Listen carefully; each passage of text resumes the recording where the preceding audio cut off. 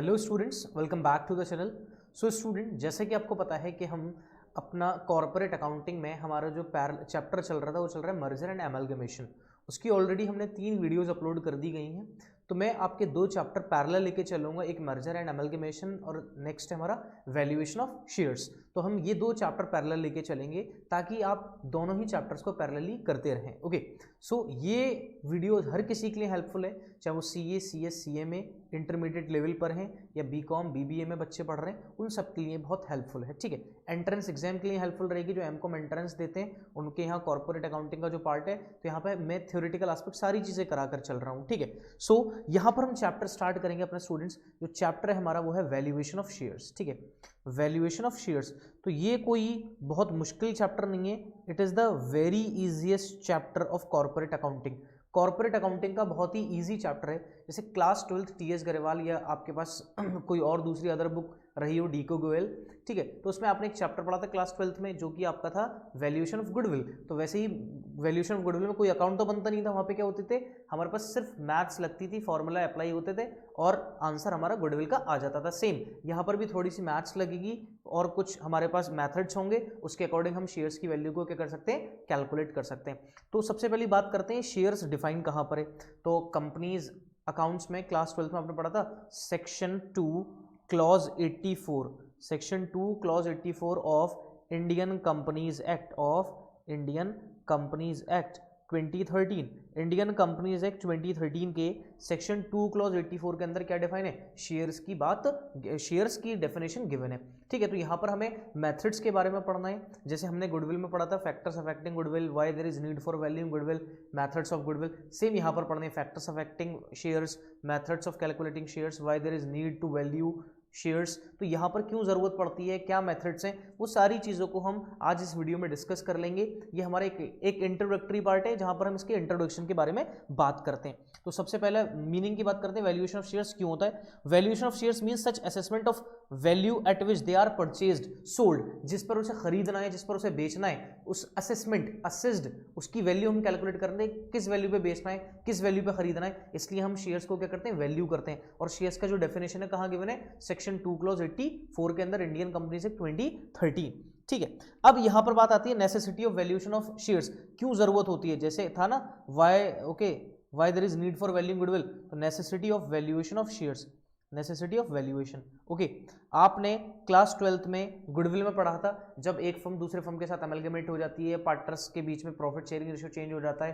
ठीक है, ये सारी चीजें आपने पढ़ी थी। तो यहां पर भी हमें वही करना है, वही पढ़ना है, वही सारी चीजें। व्हेन टू और मोर फर्म्स, व्हेन टू और मोर कंपनीज, यहाँ पे कंपनीज बोलेंगे, व्हेन टू और मोर कंपनीज अमेलगमेट, जब 2 या 2 से ज्यादा कंपनीज क्या हो जाए, आपस में क्या हो जाए, अमेलगमेट हो जाए। ठीक है, ओके, ये हो गया पहला। दूसरा है हमारे पास, okay, when preference shares, when preference shares converted to equity, जब एक टाइप का शेयर, ठीक है, एक टाइप का शेयर दूसरे टाइप के शेयर में क्या हो जाए, कन्वर्ट हो जाए, तब भी हमें क्या है, शेयर्स की वैल्यू फाइंड आउट करनी पड़ेगी। ठीक है, नेक्स्ट है हमारे पास in case of absorption, in case of absorption, जब किसी कंपनी का क्या हो रहा हो, एब्जॉर्प्शन हो रहा हो। ठीक है, या फिर हमने कोई भी लोन लिया है, उसके सिक्योरिटी में, ओके, हमने कोई लोन लिया है तो हमने सिक्योरिटी में क्या दिए थे, उसको शेयर्स दिए थे। तो शेयर्स किस वैल्यू पे दिए गए थे, आज उसकी वैल्यू क्या है, तो यहाँ पर हमें वैल्यूएशन करनी पड़ेगी।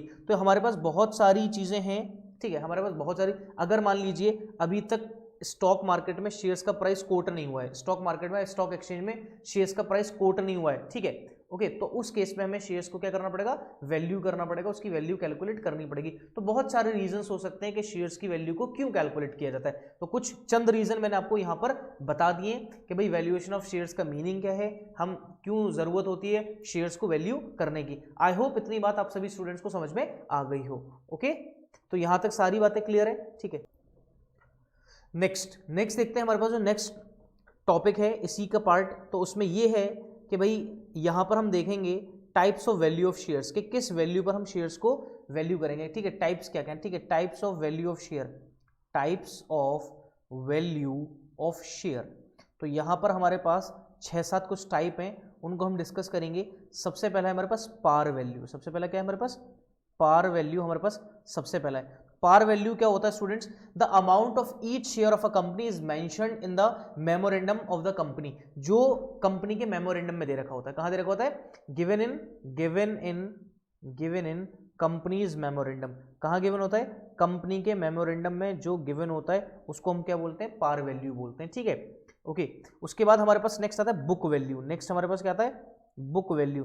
तो ये कई बार आपने वर्ड सुना होगा, book value. When capital of a company shown by it's book is divided by number of shares. ठीक है, तो जो भी कंपनी की कैपिटल है, जो भी कंपनी की क्या है कैपिटल, उसको हम डिवाइड किससे कर देते हैं? नंबर ऑफ शेयर से। जो भी कंपनी की कैपिटल है उसको हम किससे डिवाइड कर देते हैं? नंबर ऑफ शेयर से। उसको क्या बोलेंगे हम? बुक वैल्यू बोलेंगे, क्योंकि ये कंपनी के बुक्स ऑफ अकाउंट में है, उसको नंबर ऑफ शेयर से डिवाइड कर दिया तो कौन सी वैल्यू आ गई? बुक वैल्यू आ गई। ठीक है, नेक्स्ट है हमारे पास मार्केट वैल्यू। नेक्स्ट है हमारे पास क्या? Market value. अब जैसे आपने देखा होगा, कोई एसेट अगर आपने परचेस करी 2 लाख रुपए की, तो वो उसकी बुक वैल्यू हो गई। अगर मार्केट में उसे बेचने जाते हैं, मान लेते 1,80,000 की बिकेगी, तो वो उसकी मार्केट वैल्यू हो गई। 2 लाख से ज्यादा 2,10,000 में बिकेगी, वो भी इसकी क्या हो गई? मार्केट वैल्यू हो गई। तो मार्केट वैल्यू की अगर हम बात करें तो market value of share means that value at which this share is sold and purchase in the share market. ठीक है, शेयर मार्केट में ये शेयर कितने में क्या हो रहा है? सोल्ड हो रहा है, और कितने में क्या हो रहा है? परचेज हो रहा है। इस वैल्यू को हम क्या बोलेंगे? Market value of share. तो एक हो गई पार वैल्यू, एक हो गई बुक वैल्यू, और एक हो गई मार्केट वैल्यू। ऐसे ही हम आगे चलते हैं। नेक्स्ट आता है हमारे पास कॉस्ट वैल्यू। नेक्स्ट क्या आता है हमारे पास? Cost value. अब इस कॉस्ट वैल्यू को the price which a share holder has to pay in order to acquire the shares. ठीक है, ये वो प्राइस है जिस प्राइस में शेयर होल्डर, ये वो प्राइस है जिस पर शेयर होल्डर इसको क्या करता है? शेयर होल्डर क्या करता है? इसको एक्वायर करता है, मतलब परचेस करता है। ठीक है, cost value is that value at which share holder acquires these shares.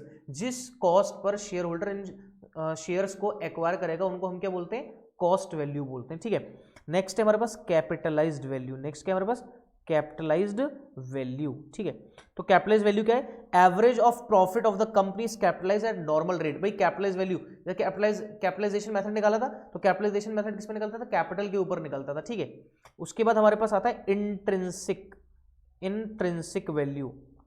Okay, next क्या था? Intrinsic value of share. इसको हम नेट एसेट मेथड भी बोलेंगे आगे जाके। ठीक है, उसके बाद जो हमारे पास लास्ट है वो है फेयर वैल्यू मेथड। नेक्स्ट क्या हमारे पास?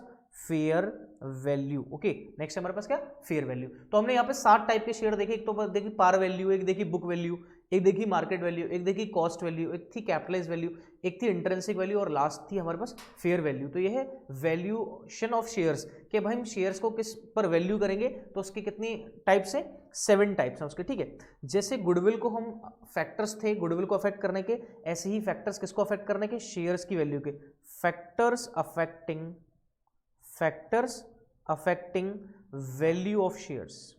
Factors affecting value of shares के कई सारे फैक्टर्स हैं जो शेयर्स की वैल्यू को क्या कर सकते हैं? अफेक्ट कर सकते हैं। आपको याद है जब गुडविल में आपने पढ़ा था? Okay, location, management, quality of product, okay, ये favourable contracts, okay, past experience, okay, customers relation, ये सारी चीजें आपकी क्या थी जो गुडविल को आपकी वैल्यू को क्या कर सकती थी? अफेक्ट। अब हम बात करते हैं factors affecting value of shares, कि शेयर्स को कौन कौन सी? नेचर ऑफ बिजनेस, वही आ जाएगा सबसे पहले, नेचर ऑफ बिजनेस। ठीक है, आपके बिजनेस का क्या नेचर है? Nature of business. ओके, उसके बाद नेक्स्ट अगर हम देखें नेचर ऑफ बिजनेस के बाद earning capacity of the business, business की अर्निंग कैपेसिटी। तो earning capacity of business, earning capacity of business. ठीक है, ओके, बिजनेस की अर्निंग कैपेसिटी क्या है? किस तरीके से बिजनेस अर्न करता है, उसकी कैपेसिटी क्या है अर्निंग की। ठीक है, उसके बाद dividend declared by the company, dividend declared by company, कि कंपनी किस टाइम डिविडेंड क्या करती है? डिक्लेयर करती है, dividend declared by company. Okay, उसके बाद है हमारे पास net tangible of the company, net tangible asset of the company. Net tangible asset कितनी है कंपनी की? Net tangible asset of company. Okay, goodwill of the company, goodwill of the company, अगर company की जैसी गुडविल है तो उसके shares की वैल्यू क्या होगी? अफेक्ट होगी goodwill of a company. Okay, nature and extent of competition, कि आप जिस बिजनेस में हैं उसमें आपके कॉम्पिटिटर्स कौन कौन है और कैसा टफ कंपटीशन है, कैसा कंपटीशन है, बिग कॉम्पिटिटर्स हैं, स्मॉल कॉम्पिटिटर्स हैं मार्केट में आपके। ओके, पॉलिटिकल कंडीशंस क्या है आपकी, पोजीशन ऑफ पीस। ओके, तो बहुत सारे फैक्टर्स हैं जो यहाँ पर शेयर्स की वैल्यू को क्या कर सकते हैं? अफेक्ट कर सकते हैं। तो कुछ मैंने यहाँ पे समझा दिए, बाकी आपके पास थ्योरी के लिए बुक है पढ़ने के लिए, अब वहाँ पे भी बहुत सारी चीजें जो आपका गुडविल के लिए था, वो सारे शेयर्स के लिए तो होंगे ही होंगे, बाकी कुछ कंपनी की आर्टिकल्स हो सकते हैं, मेमोरेंडम हो सकते हैं, वहां पे कुछ चेंजेस करना वगैरह, वो सारी चीजें शेयर्स की वैल्यू को क्या कर सकती है, अफेक्ट कर सकती है। ठीक है, नेक्स्ट बात करते हैं हम methods of valuation of shares. हम यहां बात करते हैं मेथड्स की। ठीक है, तो बात करते हैं मेथड्स की, तो यहां पर अगर हम देखें तो हमें 3 मेथड दिखाई देते हैं, 3 मेथड। ओके, हालांकि है तो 2 मेथड, तीसरा मेथड कुछ भी नहीं है, लेकिन 3 मेथड बुक में है तो उनको करना पड़ेगा। एक है हमारे पास नेट एसेट मेथड। ठीक है, नेट एसेट मेथड, इसको हम इंट्रिंसिक मेथड भी बोलते हैं, इसको हम क्या बोलेंगे, इंट्रिंसिक मेथड भी बोलते हैं। ठीक है, नेट एसेट का मतलब इंट्रिंसिक भी, यहां पे लिख देता हूं और इंट्रिंसिक। ठीक है, और इंट्रिंसिक, ठीक है, इसका इंट्रिंसिक मेथड भी। दूसरा हमारे पास आता है यील्ड मेथड। ठीक है, यील्ड मेथड। नेक्स्ट आता है हमारे पास, नेक्स्ट है fair value method, fair value method. ठीक है, ये हमारे पास 3 मेथड है। अब यील्ड मेथड की अगर हम बात करें तो यील्ड मेथड को हमने फर्दर 2 पार्ट्स में कैटेगराइज किया है। यील्ड मेथड को हमने फर्दर कितने पार्ट्स में बांटा है, 2 पार्ट्स में बांटा है। एक है डिविडेंड यील्ड, एक क्या होता है, डिविडेंड यील्ड। ओके, होता है अर्निंग। ओके, अर्निंग यील्ड, यहां पर अर्निंग के तो फ्यूचर में जितनी भी अर्निंग करेगी उसके ऊपर डिपेंड करेगा अर्निंग मेथड, और ये डिविडेंड डिक्लेयर, जितना भी डिविडेंड डिक्लेयर करती है कंपनी उसके ऊपर हम वैल्यू कैलकुलेट करेंगे। नेट एसेट का मतलब नेट एसेट कैलकुलेट करनी पड़ेगी, जो भी नेट एसेट आएगी उसको नंबर ऑफ शेयर से क्या कर देंगे, हम डिवाइड कर देंगे। एंड फेयर वैल्यू मेथड ये कोई मेथड नहीं है। ठीक है, ये क्या है, इन दोनों का एवरेज। अगर नेट एसेट और यील्ड मेथड का हम क्या निकाल दें, एवरेज निकाल दें। Let us take an example, यहां पर वैल्यू आई है हमारे पास कितनी, यहां पर वैल्यू आई है हमारे पास 10, यहां पर वैल्यू कितनी है एक शेयर की 10, यहां पर वैल्यू कितनी है हमारे पास 8, तो 10 और 8 को ऐड करेंगे और डिवाइड कर देंगे 2 से इसका एवरेज, तो एवरेज हमारे पास कितना आ जाएगा, 9 रुपीज। तो 9 रुपीज किसकी वैल्यू हो गई, फेयर वैल्यू मेथड से हमारे पास 9 रुपीज शेयर की वैल्यू आ गई।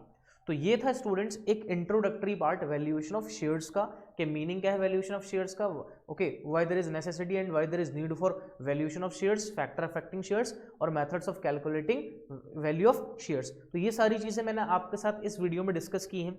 आई होप आपको अच्छे से क्लियर हो चुका हो कि इस चैप्टर में हम करने के वाले। आने वाली वीडियोज में हम देखेंगे नेट एसेट मेथड और उससे रिलेटेड हम क्वेश्चंस देखेंगे, यील्ड मेथड से देखेंगे, फेयर वैल्यू मेथड से क्वेश्चन देखेंगे। इस तरीके से हमारा ये चैप्टर भी कंप्लीट हो जाएगा। तो प्लीज स्टूडेंट्स आप अपने नोट्स बनाते रहें। जैसे कि आपको पता है कि भाई अभी भी कॉलेजेस यूनिवर्सिटीज़ नहीं खुले हैं, तो आप यूट्यूब से फ़ायदा उठा सकते हैं, और भी बहुत सारे यूट्यूबर्स हैं जो आपका ऐसे टफ टाइम में आपका साथ दे रहे होंगे। सो स्टूडेंट, अगर ये वीडियो आपको पसंद आई तो प्लीज़ वीडियो को लाइक ज़रूर करें, और जो लोग हमारे चैनल पर नए हैं इस वीडियो के थ्रू, तो उनसे रिक्वेस्ट है कि चैनल को सब्सक्राइब कर लें और अपने फ्रेंड सर्कल में ज़्यादा से ज़्यादा शेयर करें। और अगर फर्दर और स्टडीज़ के लिए और हमारी हेल्प के लिए आप हमारा मोबाइल एप्लीकेशन प्ले स्टोर से डाउनलोड कर सकते हैं, यासिर अली क्लासेस। और आप अगर मुझसे कनेक्ट होना चाहते हैं तो आप मेरा व्हाट्सएप नंबर ले सकते हैं, सिर्फ मुझे व्हाट्सएप करिएगा, तो मैं आपको व्हाट्सएप नंबर अपना दे देता हूँ कि सिर्फ व्हाट्सएप, ठीक है, रात में 9 बजे के बाद मैं आपका रिप्लाई करूँगा 9045417079, ये मेरा व्हाट्सएप नंबर है। और प्लीज़ रिक्वेस्ट है सिर्फ व्हाट्सएप ही करें, मैं वहीं पर आपको अवेलेबल मिलूंगा। Okay students, thank you very much.